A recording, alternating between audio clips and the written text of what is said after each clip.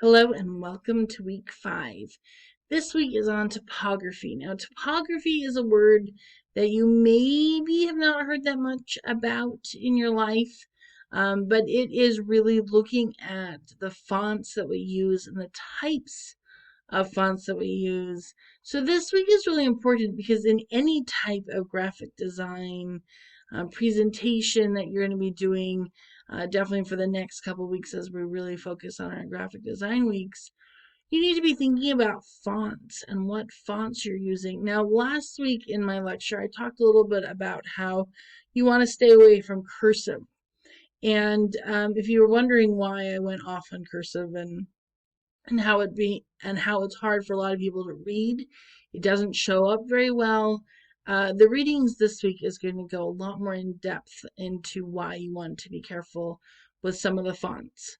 When you're in Word or you're in Google Docs, you can see how there's hundreds of different fonts that you can choose from.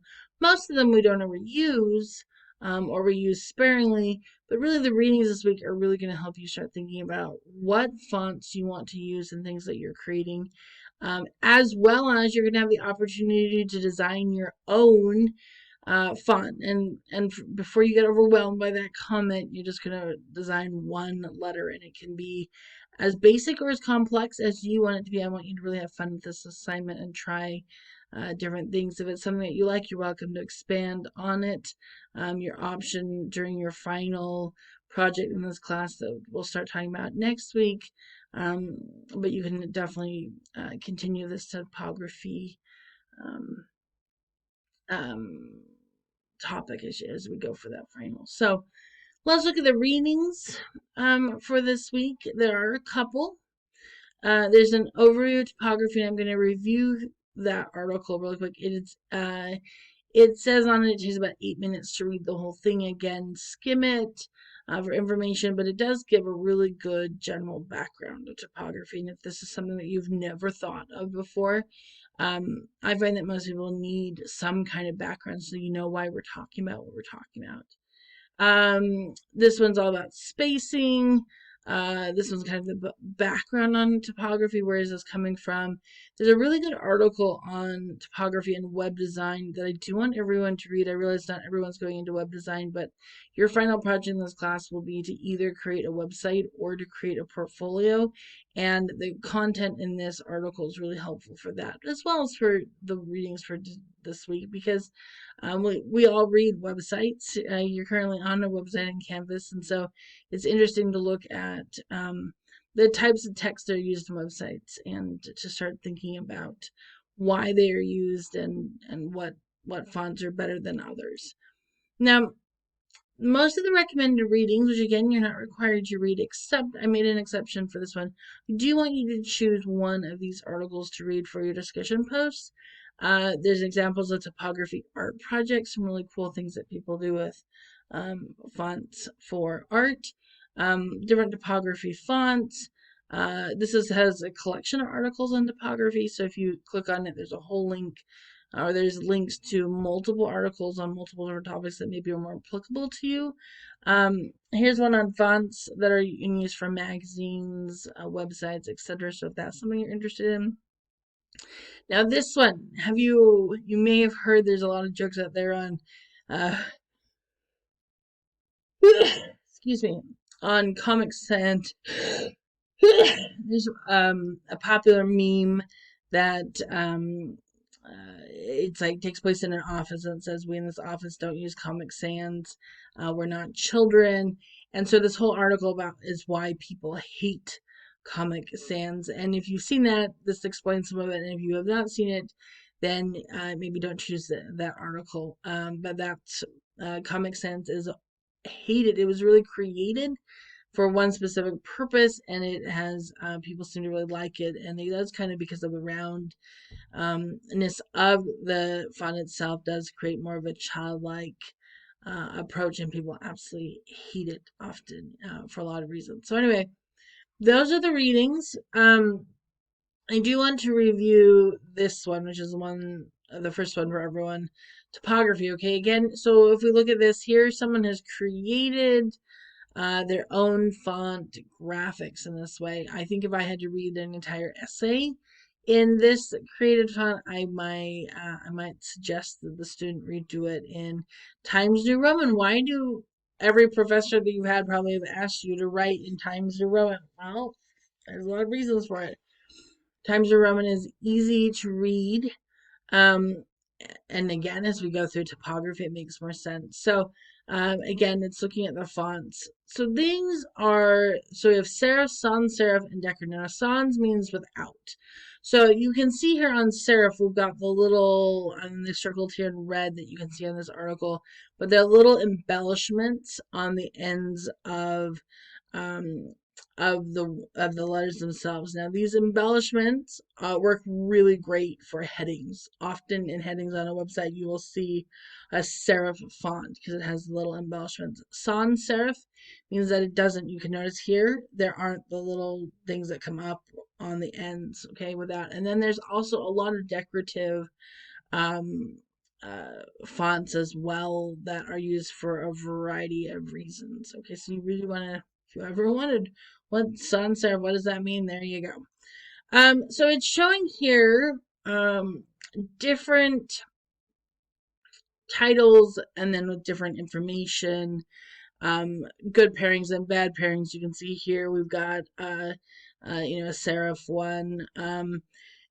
These ones, and then here we have our lovely decorative font, which is cursive. Extreme. As you look at this compared to the other ones, this one here with the cursive is really hard to read, even for those of us who can read cursive, which is probably most of us in the class. It just makes it much more difficult to read. Now, sometimes, often invitations, wedding invitations, almost always will have some cursive on them. Often invitations, if you want to be fancy or look formal, will have either a first letter will be in cursive or parts of it will be to draw your eye to it, and it does make it seem a little bit more fancy. But usually, if you're communicating information, you're going to have pairings that look more like this, where you have some decorative as a heading, but then you have much more of a non-decorative of a sans serif font for your text that you're including. So then it goes through, if you notice, we're back to our graphic design elements that we learned about last week. So we've got hierarchy. This is looking at a website and looking again at what do we put the titles in, what font, what do we put the content, the information of that, what font are we using, why are we using it? Okay, so here we have our first letter that is a little bit of a right. This would be embellishments on these, so this would be a serif font. Is the first letter J on this one, and the B. They're a little bit more like a cursive type letter again to set them apart.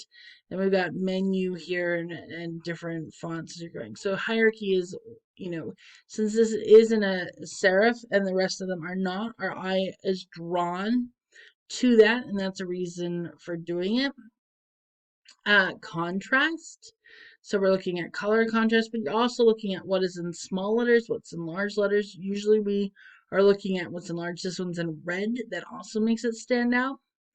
Right? If you just had small and large and different, you don't see it's as it said here, no contrast equals boring. So you do want some contrast between your different letters. Consistency is important. You can see here, here's chapter 1, here's the two, we've got two different types of font, capitalization versus non-capital. How does it stand out? What's the differences? What meaning is behind it? There are so many different ways that you can structure all the information you have, but it is important to think about font and what that means. Okay, so then we got alignment. We talked about that last week. How do you set it up, right? White space, again, same information. This is a lot bigger, especially when we start into doing presentations. Some people, when they create a presentation, have like really tiny little letters and it's really hard to read. But this does have more white space. Which one looks better? Which one is correct? It really depends on what your purpose of creating it is. I would say somewhere in between these two would probably be the perfect. That one has too little white space, and that one has probably too much white space. Again, looking at color, saturation, hue, these are all things that we've looked at up to this point. So this is a nice review looking at it in a different setting. But you can read through that, etc., and the article and the different things and the various ones. But it's all in typography, and how we're looking at fonts. So, your assignments for the week are your normal discussion post on Wednesday, and then you do have a two-part assignment on Sunday. The first one is a game where you are going to have a series of increasingly challenging, um, looking at the spacing. You got to choose how you want to move, what spacing you want to put in between letters, and it's kind of interesting. It gets progressively harder. I'm just asking you to submit what is your final score. Um, and oh, I hid most of the levels have you moving multiple letters. I didn't realize that when I took it, and so I didn't get a very good score. So don't feel bad. What is, final score? It's I just curious. And then what did you learn about spacing? Because there's quite a bit that I think you'll find in looking at spacing and how hard it is to space. Often it is to space letters out. And then the second one is you're going to create your own font, and I'm going to show you how to do that right now. You do need to set up a profile, but it's free to do that, and then you create your own. Um, So if you click on this website, and I think I've already logged in. Okay, so this is what it is. It's FontStruct. You can see a whole bunch of different ones that people have created. So within this, you can create all of these different type of letters, and it's really up to you how you want to. You can be as creative as you want to be, or as non-creative as you want to be. I just want you to start thinking about how are you going to create your own letters. Okay, so here's a lot of different examples that you can use. If any of you looked at the pixel art on week 2 when we did digital art, this is very similar to what you're going to be doing. You're going to take it down to those individual pixels. You can see some of the things that other people have created. Don't worry, I'm just going to have you create one letter. It can be any letter of the alphabet you want to create. It can be any format, any way you want to do it. So once I log in, so that I'll log in, this is what I see on the front page, right? You can see this very abstract A there. You want to then click onto font structure. Okay, it's the third one over. I click on font structure and it brings this up. So this is what I'm drawing. Now over here on the side, and then my screen cuts it off a little bit, but you have a lot of different, you can see over here on the left side, you have a lot of different options for what you can use. I'm just going to use grab something like this, and then you can go and you can zoom in or out however you want. You can see how much bigger my boxes get, and then you are going to create whatever you would like to create. I might create here, let's see, move this over, an A. If I wanted to create an A, let's see, that's probably a very kind of not a great looking one, but whatever. There you go. So there's an extremely not a great A, but it works for the purpose of this assignment. And so then you can, I can move this out a bit. I would assume that you're going to spend a little bit more time on it than I have, but I wanted to give an example of how relatively it is to create a very basic letter. I would like you to spend a little bit more time than I just spent on it, but you get the idea.